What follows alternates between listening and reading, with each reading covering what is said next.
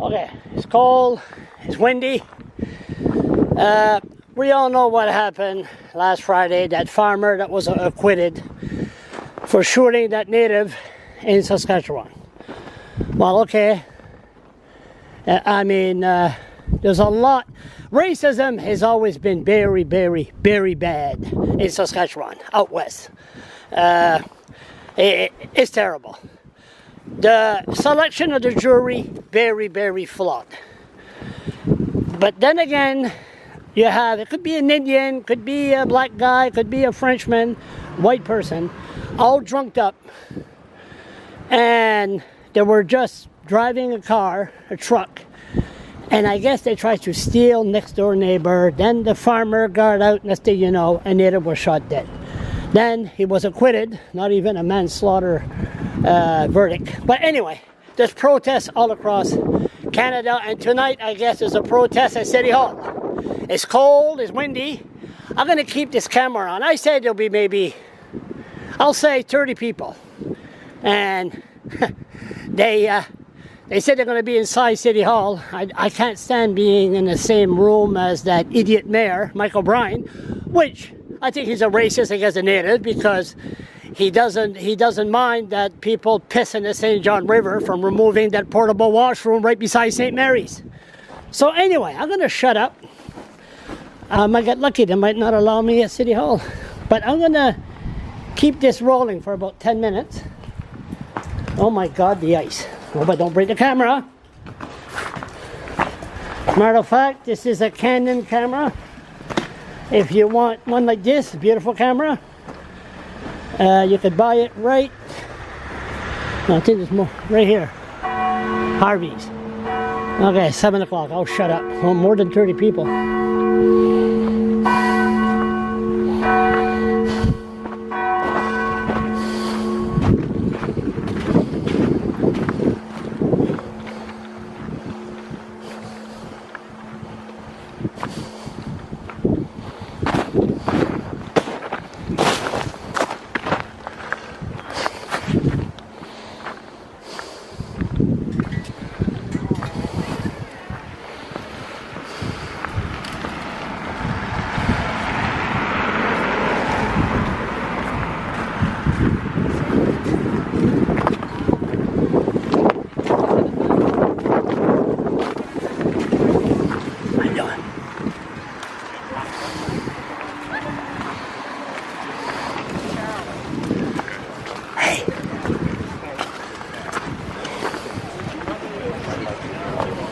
Rod? Okay.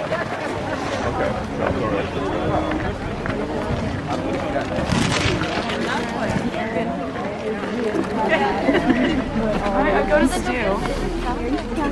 Oh, sorry. I get that sometimes. Are you guys somewhere out here? Okay. Okay. Like bordering. Okay, cool. I don't know the geography out here at all. I've heard of a few things. This is my brother.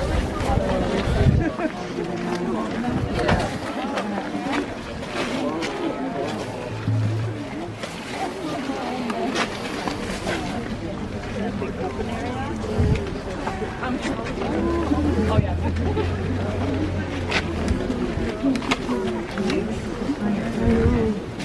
You're close. Here you are.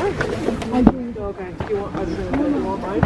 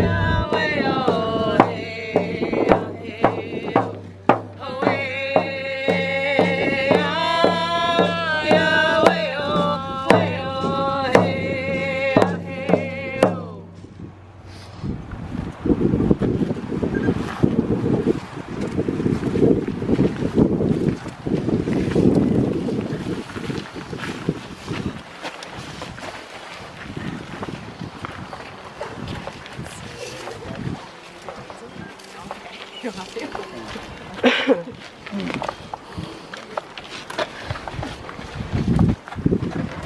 喂，我们被called by you to Wolastoquk. I want to welcome you to the non-ceded lands, homelands of the Wolastoquk people. We're gathered here tonight to rally support for Colten's family, the injustice that occurred in a court system, Canadian court system, a colonial Canadian court system. What message does that send to our young people?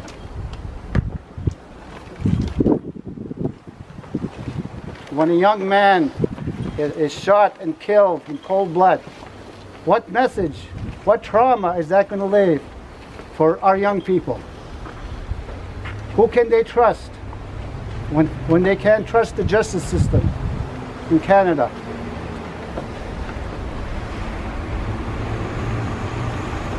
During the jury selection, there was 14 challenges from the defense.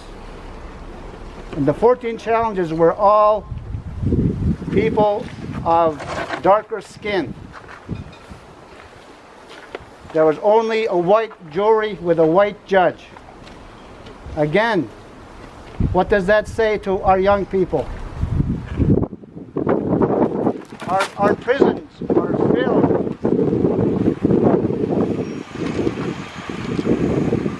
with thousands of our people, indigenous people. We have more people in prison per capita than all the races. What does that tell our young people?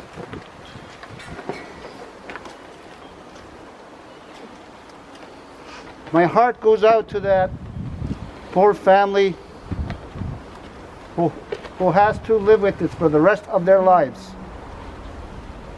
We go on. Maybe in a week or two we'll forget this. But their family have to live with the injustice that occurred.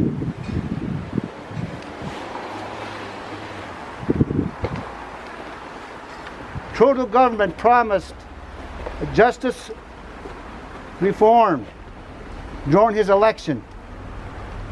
It's been a year and a half, and they're still at the table talking about reform.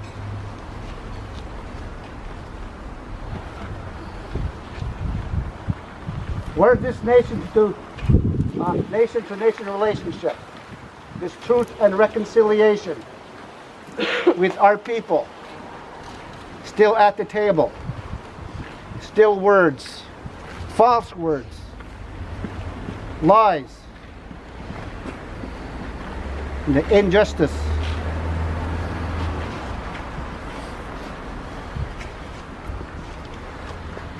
Please call your political representative.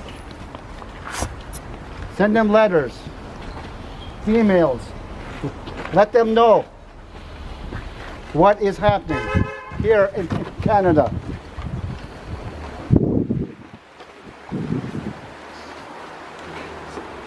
You know, our people, since 1604,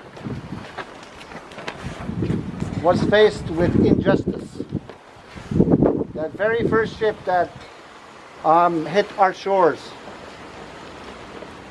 We signed peace and friendship treaties. Peace and friendship. Where's the peace when a 22-year-old young man gets shot?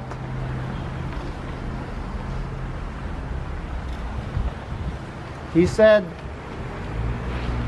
Gerald Stanley said he accidentally got his gun. He accidentally pointed the gun to the back of the head of Colten, and the gun accidentally went off. And he's a free man.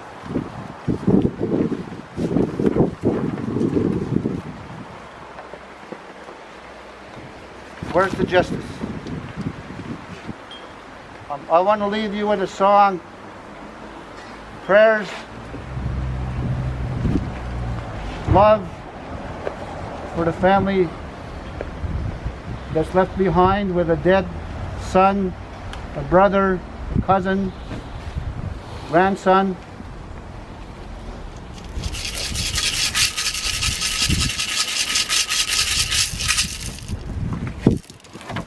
Okiane! Okiane! Okiane!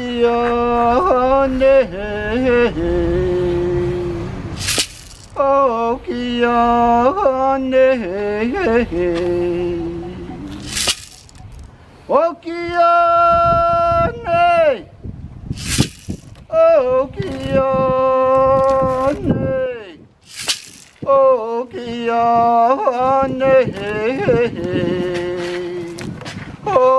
Okiane! Okiane! Okiane! Okiane! Okiane! Okiane! Okiane!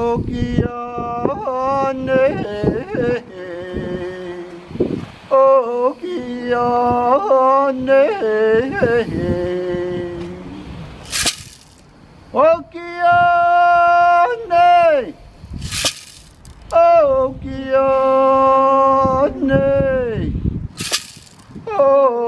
Okiane! Okiane! Okiane!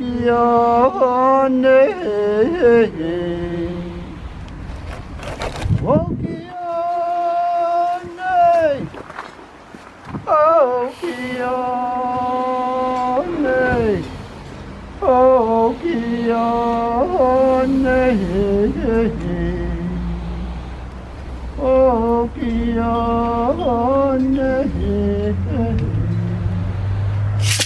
Oh. Oh.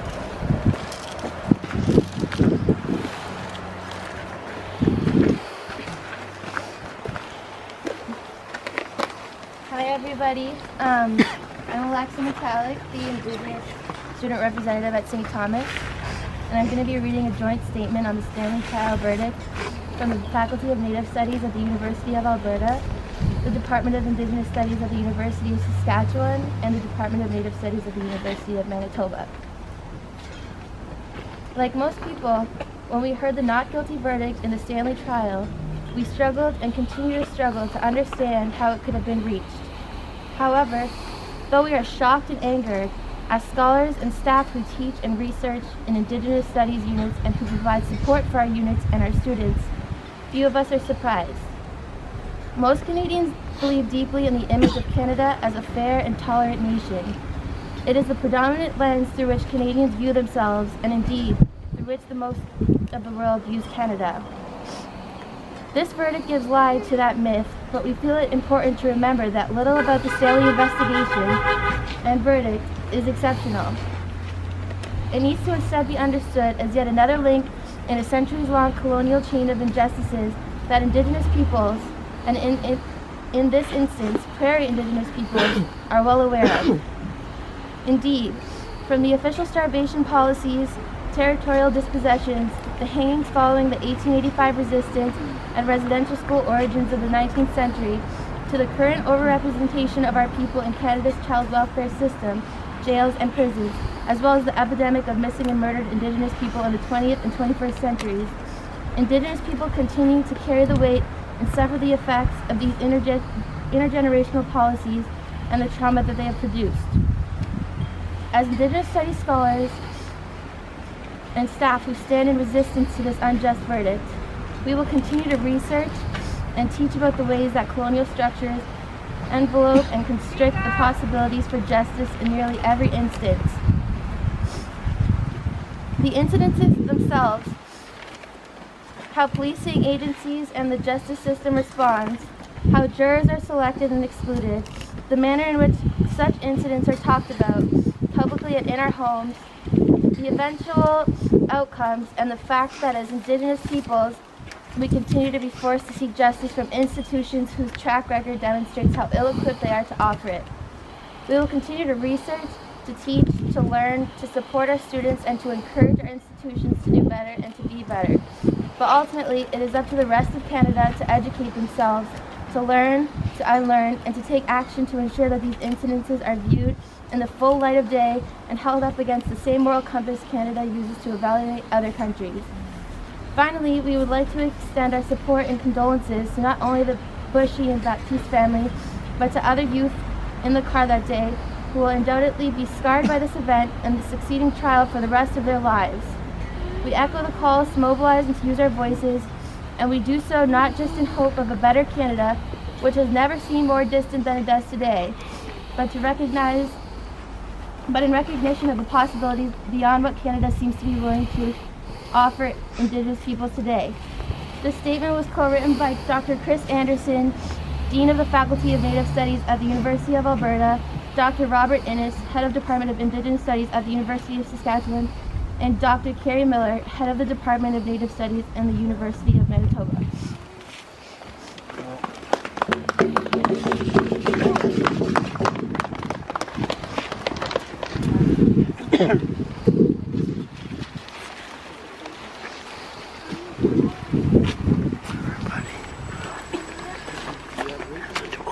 Hi everyone. My name is Mary McCarthy and I'm from Fredericton, and I'm reading a statement that was read at the similar event in Toronto from the Black Lives Matter Toronto